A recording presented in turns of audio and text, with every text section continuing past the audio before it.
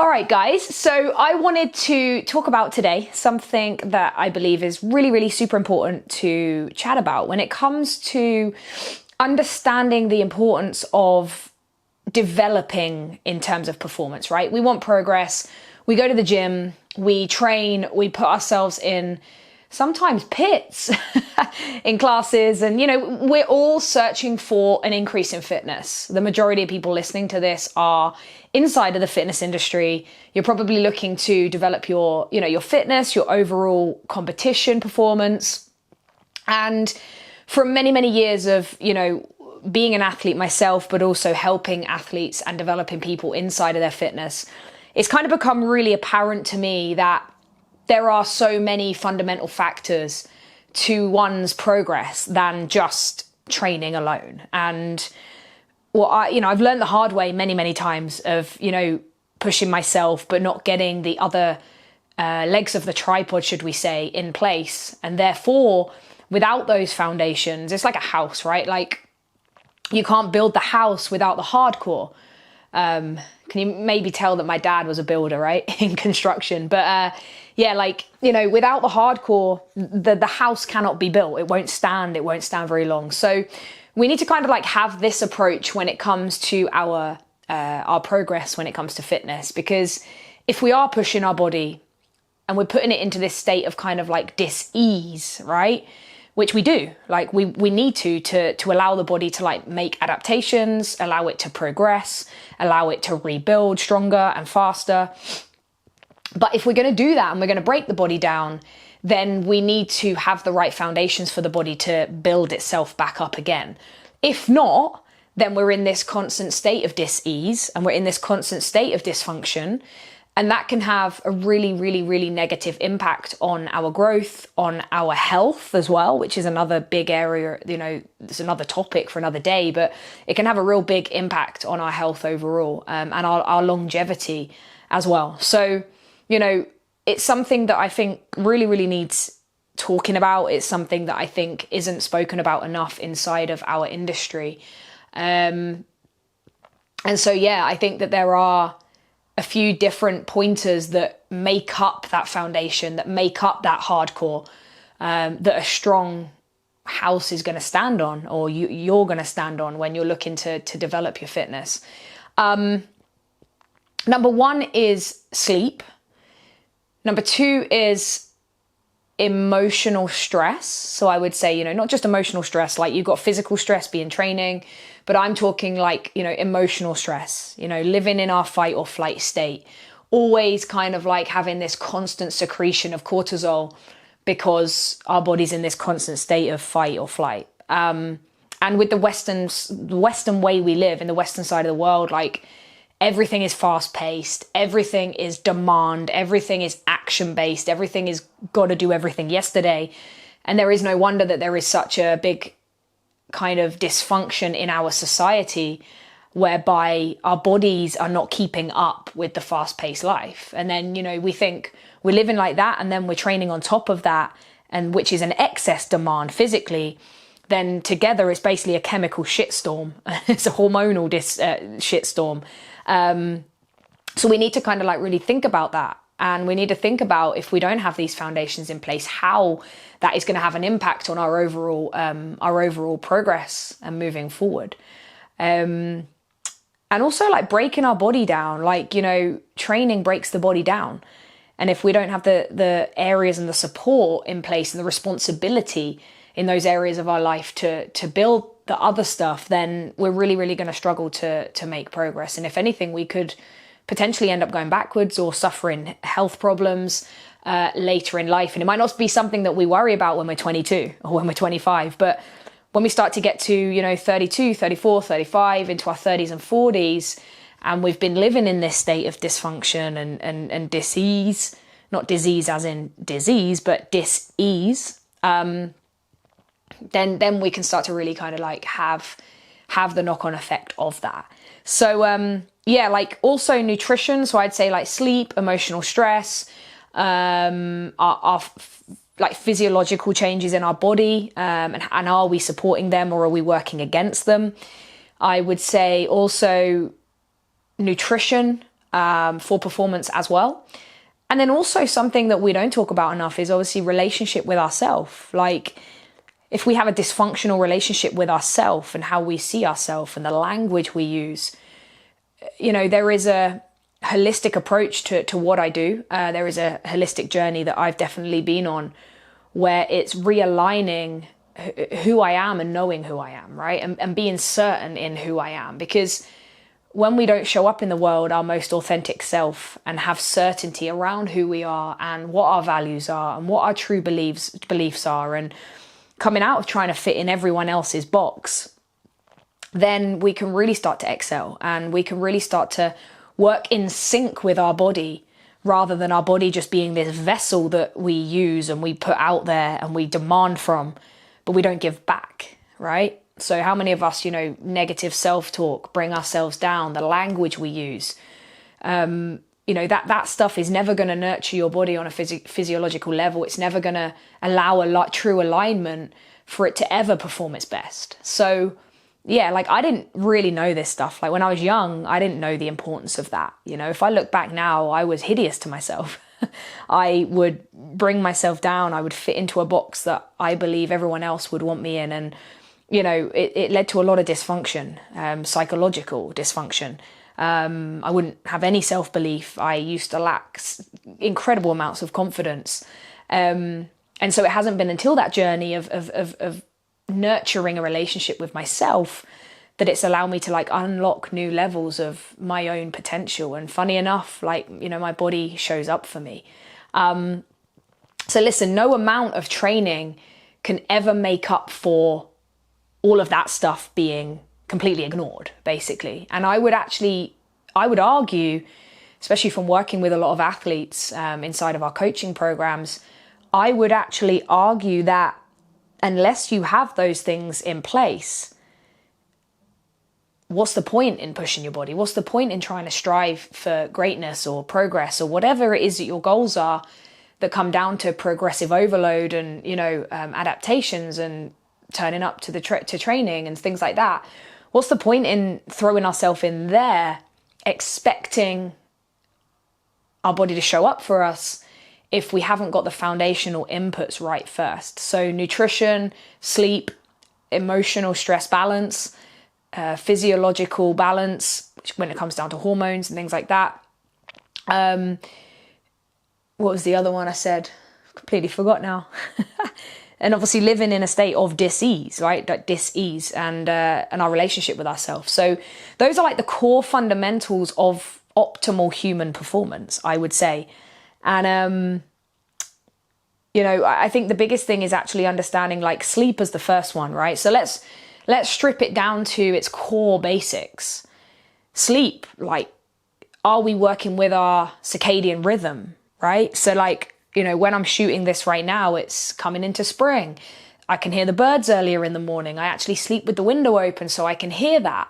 And that actually tends to wake me up as it's starting to get lighter outside. All of us have blackout blinds. We're always indoors. We don't see a lot of sunlight, especially in the UK anyway. I don't know where you're listening in from right now, but you're a lucky sod if you're somewhere nice and warm. But yeah, our circadian rhythm is totally knocked out because, we're indoors all the time. We then go to the gym, we train, we go to and from home to work, to the gym, in the car. We don't really get any natural sunlight, and our body craves that, right? From way back in our ancestry, way back when we were hunter-gatherers, we would work on clockwork. We would work to the circadian rhythm and to the sunlight and the night and day. So if we don't do that, then we can really struggle. If our alarm clock's waking us up in the midst of the night, in the dark, then our circadian rhythm can be knocked out, and that can have quite a drastic impact on our hormones. It can have a drastic impact on our serotonin and all of these different things as well. So that's really important. Also, are you getting enough sleep? So not just enough sleep, but the quality of the sleep. We all have a different element of sleep and how much we need. Kids always need more sleep. They're growing, they're going through fast-paced growth spurts. But also we need to be really kind in the sense of the amount of sleep we get is super, super, super vital for us. It's a fundamental human need So when we're not treating it with respect, and we're not treating our body with respect by not healing, not allowing our body to go into any level of healing process, testosterone synthesis, like all of that stuff comes when we sleep. Regeneration of cells, right? So when we're not getting enough sleep, we're missing out on those things. We're never going to recover. We're going to be in a constant state of fatigue and dis-ease.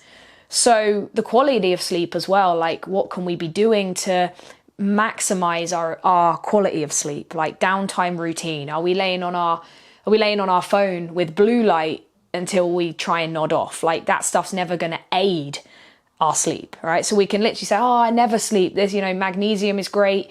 Tulsi tea as well from Organic India. Like that's a great tea to have post 3 p.m. These are just little tips for sleep. But also, like if your body's low in magnesium and vital minerals, it can sometimes really struggle with sleep as well. But like evening routine, like change the game. Soon, like you guys might laugh, but I actually have like a full like mandala coloring book, and I'll spend like half an hour just trying to get out of my head and into my body with an element of like breath. And then I'll just focus on that. And I tend to find myself like really sleeping well. So, I tend to have a real discipline around phone off by 8:30. I try and get into bed by 9:30. And I will try and aim for a good 8.5 hours minimum. And if I notice that, my sleep quality hasn't been so great, I will actually adjust my training accordingly, right? I'm not going to have the same demands of my body if my inputs aren't the same. So like level in expectation based on inputs really. So that's kind of like touching on sleep. When it comes to nutrition, right? Like if there's 3 parts to nutrition, I can save this for another time. I don't want to go too deep into that today, but eating enough is the first step, right? So like, am I consuming enough calories right now for my basic needs, my training needs, and my recovery / exercise post-oxygen consumption? So what's happening to our body, our body's in a higher level of metabolism after training, right? It's elevated. So we need to support that with more calories. Like we need to get that back in. So how much I'm eating, where my calories are coming from. So the source of your calories is important. Like, are they coming from synthetic foods? Are they coming from all the foods that are going to increase our inflammation in our body? Are the foods acidic? Like all of those things are going to have a drastic impact on how we perform as well on a day-to-day basis, not just at work, but how we're going to train, how we're going to recover. So where my calories are coming from is really important as well. Sources of calories is key. And then also timing of food. So are you timing your nutrition great? Like, or are you leaving yourself like windows after training are great opportunities to restore glycogen so that it's ready to go again. And if we let our sugar levels, our glycogen levels get too low after training, and we're sitting in that depletion, then we're going to start craving. We're going to reach for simple carbs. We're going to eat a lot of like synthetic sugars and refined sugars and stuff like that. So that window is important, but also to begin the anabolic reaction and to get the protein back in post-training as quick as possible, especially after strength sessions, is really key too. So like there are some of the fundamental core foundations to develop and to progress as an athlete. But also as a human being, right? For anybody that's training, it's going to be really, really important. And then also thinking about like emotional stress, right? So it's all around us, and how we engage in stress is everything. Like, do we jump headfirst in?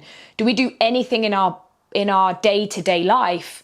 Do we commit to anything as well as we do training to actually bring our nervous system down, right? Our central nervous system is like the control point of everything. Hormones, reactions, behavior, thoughts, right? That all centers around how activated our central nervous system is. And we can actually end up really, really fatigued because when we're training, we're activating our nervous system. We're also activating our adrenal system. The pituitary gland is overactive, right? So what we have to understand is like, how do we down regulate that? Are we actually spending any time down regulating it? Or are we in the gym at 6 a.m., getting a training session done, rushing home to get the kids ready for school, getting them to the school drop off, then going to work? By the time you know it, it's like 2 o'clock in the afternoon. You're exhausted because there's been no down regulation. There's been no commitment to bringing that central nervous system down into a place of ease, right? Recovery. And what can happen is if we live in this state too long, we're going to fatigue. We're going to burn out. We're going to feel exhausted. We're never going to have the state in our body to recover from training session to training session to actually have a direct impact on progress. So those are my tips right now. If you are somebody who, is struggling with getting it right or, ticking the boxes, I would say that rather than focusing more hours in your week to training to try and make progress, how about committing 1 or 2 more hours every week to focusing on nutrition, preparing some meals, like knowing what time you're going to eat. Like if you can take just one nugget from this and put that into practice and then just build that from week to week, it's going to allow you to really think. And listen, no one's perfect. I'm definitely not perfect, and it's a constant commitment to myself. It's a constant work in progress. And also with the athletes on board our coaching programs, we work through this stuff in a kind of like habit built process, like building habits in. It's not just a case of trying to do it all at once. Eat well and sleep and train and do breath work to bring our nervous system down. Like all of those things take time, right? I would say it's taken me until 32 years old to actually implement these things carefully. But like I said, if you ever need any help with this, don't be afraid to drop a comment below. Or if you found this useful and you're watching this on, you're tapping into this on YouTube, definitely drop us a comment below. Don't forget to hit the subscribe. If you're listening in right now, you could be on a long run, you could be on a drive. I hope you've enjoyed this. I hope you've taken a lot from this. The Conscious Athlete bringing you all of the golden nuggets to ensure that your performance and your life is thriving and not just surviving. All right, guys, that's me over and out. Take care. A lot of love. See you soon.